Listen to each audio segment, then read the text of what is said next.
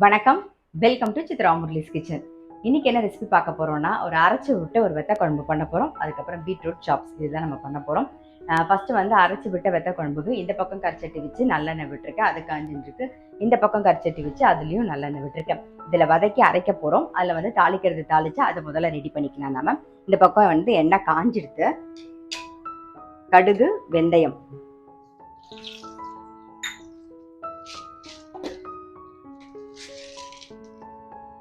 பெருங்காயம் சேர்க்கிறேன்.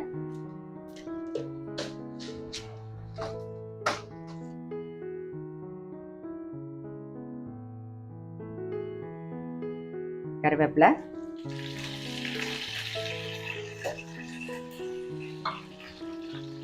மணத்தக்காளிக்காய் வத்தல் சேர்த்துக்கிறேன்.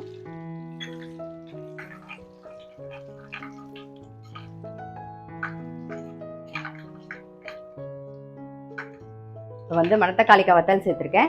நீங்கள் வந்து சுண்டைக்காய் இருந்தால் சுண்டைக்காய் கூட சேர்த்துக்கலாம். ஸோ என்ன வத்தல் இருக்கோ அதை நம்ம சேர்த்துக்கலாம். கொத்தவரங்காய் இருந்தால் அது கூட சேர்த்துக்கலாம். கத்திரிக்காய் வத்தல், கொத்தவரங்காய் வத்தல், மாங்காய் வத்தல் எதுவாக இருந்தாலும் சேர்த்துக்கலாம். இப்போ வந்து சுண்டைக்காய் வத்தல் மணத்தக்காளிக்காய் வத்தல் வந்து வதங்கி எடுத்து வெங்காயம் சேர்த்துக்கிறேன். சின்ன வெங்காயம் தான் நல்லா இருக்கும் உங்களுக்கு, அதனால சின்ன வெங்காயம் சேர்த்துருக்கேன். இதுக்கு வந்து பூண்டு உங்களுக்கு வாசனை பிடிக்கும் அப்படின்னா நீங்கள் வந்து பூண்டும் சேர்த்துக்கலாம். பட் அது ஆப்ஷனல் தான். வெங்காயம் இந்த மணத்தக்காளிக்காய் வத்தலோட சேரும்போது இன்னும் நல்லா டேஸ்ட்டாக இருக்கும். இப்போ இந்த வெங்காயம் இந்த பக்கம் வதங்கட்டும். கொஞ்சம் மஞ்சள் பொடி மட்டும் சேர்த்துருவோம். அரைக்கிறதுக்கு என்ன வதக்கணுங்கிறத இந்த பக்கம் பார்த்துடலாம். நாம வெங்காயம் வதங்கிட்டு இருக்கட்டும்.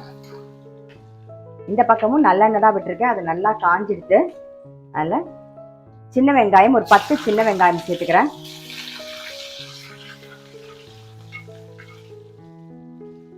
ஒரு கொஞ்சம் கலர் மாறட்டும். வெங்காயம் கொஞ்சம் வதங்கிட்டு ஒரு தக்காளி சேர்த்துக்கலாம். தக்காளியும் வதங்கட்டும்.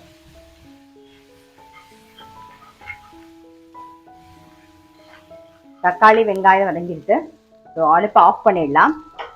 தேங்காய் வந்து நல்லா ஒரு குட்டி கப்பில் ஒரு கப் எடுத்துருக்கேன். ஒரு 3 டேபிள் ஸ்பூனுக்கு வந்து நீங்கள் தேங்காய் சேர்த்துக்கலாம்.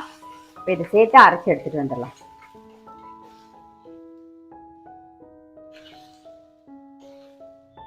வெங்காயம் தக்காளி வதக்கி வச்சது ஆறுனோடனே அரைச்சி எடுத்துட்டாச்சு. வெங்காயமும் வத்தலும் வதங்கிடுது. இப்போ வந்து வத்த குழம்பு பொடி சேர்த்துக்கிறேன். ஒரு 3 டீஸ்பூன் சேர்க்குறேன். ஸோ நீங்கள் வத்த குழம்பு பொடி உங்களுக்கு காரம் எப்படி இருக்குமோ அது தகுந்த மாதிரி சேர்த்துக்கலாம். வத்த குழம்பு பொடி இருந்தால் அது மட்டும் சேர்க்கலாம். அப்படி இல்லைன்னா வந்து குழம்பு மிளகா பொடின்னு வச்சுருப்போம் இல்லையா, அதுவும் இல்லைன்னா வெறுமை ரெட் சில்லி பவுடர் இல்லை சாம்பார் பொடி எது வேணாலும் நம்ம சேர்த்துக்கலாம். ஸோ நம்மளுடைய விருப்பம் என்ன வீட்டில் இருக்கோ அதை நம்ம இதை ஆட் பண்ணிக்கலாம். இந்த வத்த குழம்பு பொடி வந்து நிறைய பேர் கேட்டிருந்தீங்க எங்கேயாவது கிடைக்குமா அப்படின்னு சொல்லிட்டு. மில் ஹவுஸில் சிஎம் வத்த குழம்பு பொடினே கிடைக்குது. நான் உங்களோட நம்பரை வந்து டிஸ்கிரிப்ஷன் பாக்ஸில் உங்களுக்கு கொடுத்துட்றேன். இப்போ வந்து எண்ணெயில் லைட்டாக பரட்டியாச்சு. அரைச்ச விழுதையும் சேர்த்துடலாம். அரைச்ச விழுதும் எண்ணெயில் ஒரு பரட்டிட்டு அதுக்கப்புறமா புளி தண்ணி சேர்த்துக்கலாம். அரைச்ச விழுது அப்புறம் வத்த குழம்பு பொடி எல்லாமே எண்ணெயில் வதங்கிடுது. இப்போ புளி தண்ணி சேர்த்துக்கலாம். நான் வந்து ஒரு சின்ன லெமன் சைஸில் புளி கரைச்சி வச்சுருக்கேன், அதை சேர்த்துருக்கேன். அதோட மிக்சி ஜார் எல்லாமே அந்த தண்ணி விட்டுடுறேன். இன்னும் வந்து உப்பு சேர்க்கலை. உப்பு எல்லாம் சேர்த்துட்டு ஒரு கொதி விடுவோம். நம்ம தேவையான உப்பு போட்டுடலாம்.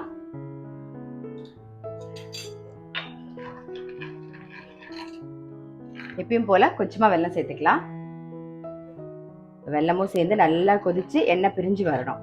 இந்த பக்கம் வந்து குழம்பு வந்து கொதிச்சு பாருங்க எண்ணெய் பிரிய ஆரம்பிச்சிருக்கு. இன்னும் கொஞ்சம் நல்லா கொதிக்கட்டும். இப்போ நான் வந்து வெள்ளை புளி சேர்த்துருக்கேன், அதனால உங்களுக்கு கலர் அப்படி இருக்கு. புளி நல்லா கருப்பாக இருந்ததுன்னா கலர் வந்து அதுக்கு தகுந்த மாதிரி தான் வரும். வெத்த குழம்பு கொதிச்சுட்டு இருக்கு. லைட்டாக அப்படி மூடி வைப்போம், ஏன்னா வந்து தெரிச்சு நமக்கு வந்து செவரெல்லாம் வீணாயிடும். இந்த பக்கம் என்ன பண்ணியிருக்கேன்னா கரைச்சட்டி வச்சு எண்ணெய் விட்டுருக்கேன்.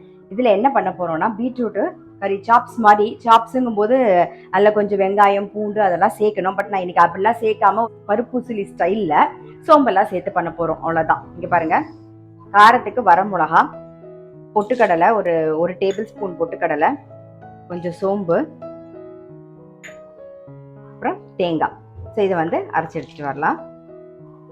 இதுக்கு உப்பு போட்டுடலாம். நம்ம பீட்ரூட்டில் தான் பண்ண போகிறோம்.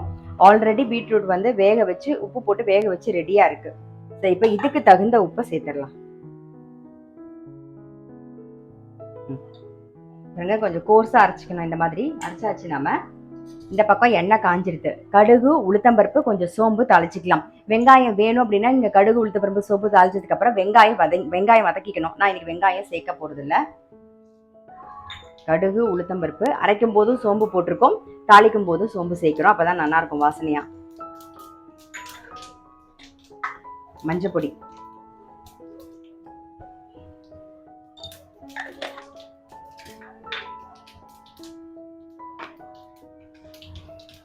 கருவேப்பிலை, அரைச்சி வச்சிருக்கோம் இல்லையா, அதையும் சேர்த்துடலாம்.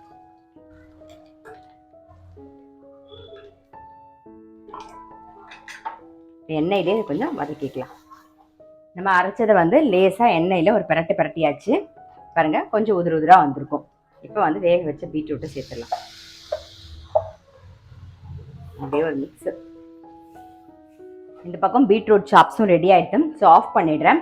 நீங்கள் இந்த பீட்ரூட் சாப்ஸ் பார்த்தீங்கன்னா இதை மட்டும் நீங்கள் பண்ணிவிட்டு வெறும் சாதத்தில் நெய்யை விட்டு பிசைஞ்சு சாப்பிட்டு ஒரு தயிர் சாதம் தொட்டு இதை சாப்பிட்டீங்கனாலே போதும். வேறு ஏதாவது குழம்பு எதுவுமே பண்ணல, ரசம் எதுவுமே பண்ணலைன்னா இந்த பீட்ரூட் சாப்ஸ் மட்டுமே போதும். அதாவது சப்பாத்திக்கும் நல்லாயிருக்கும், இந்த பிரெட்டுக்கும் ரொம்ப சூப்பராக இருக்கும். பீட்ரூட்டுன்னு கிடையாது, நீங்கள் இந்த கேரட் பீட்ரூட் மிக்ஸ் பண்ணியும் பண்ணலாம், கத்திரிக்காயிலையும் பண்ணலாம். என்ன காய் இருக்கோ அது தகுந்த மாதிரி நீங்கள் மிக்ஸ் அண்ட் மேட்ச் பண்ணி பண்ணலாம். ரொம்ப ரொம்ப சிம்பிள், ஈஸியாக இருக்கும். இப்போ இந்த பக்கம் வந்து நம்மளுடைய வெத்த குழம்பும் ரெடி ஆகிடுது பாருங்க, நல்லா எண்ணெய் பிரிஞ்சு வந்துடுது. இது வந்து ஆஃப் பண்ணிடுவோம். இன்னைக்கு ரெசிபி பார்த்துருப்பீங்க, அரைச்சி விட்ட வெத்த குழம்பு. இந்த வெத்த குழம்புக்கு வந்து சின்ன வெங்காயம் தான் நல்லா இருக்கும். அரைச்சி விடுறதுக்கும் சின்ன வெங்காயம் யூஸ் பண்ணுங்க, வதக்கிறதுக்கும் சின்ன வெங்காயம் யூஸ் பண்ணுங்க, ரொம்ப ரொம்ப டேஸ்டா இருக்கும்.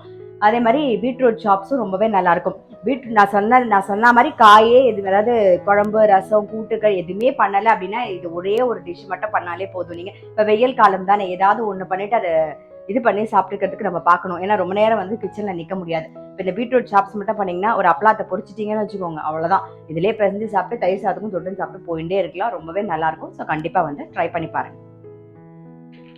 இன்னைக்கு ரெசிபி பார்த்துருப்பீங்க, கண்டிப்பாக உங்கள் எல்லாருக்குமே ரொம்ப பிடிச்சிருக்கும். நான் அடுத்த வீடியோவில் சந்திக்கிறேன்.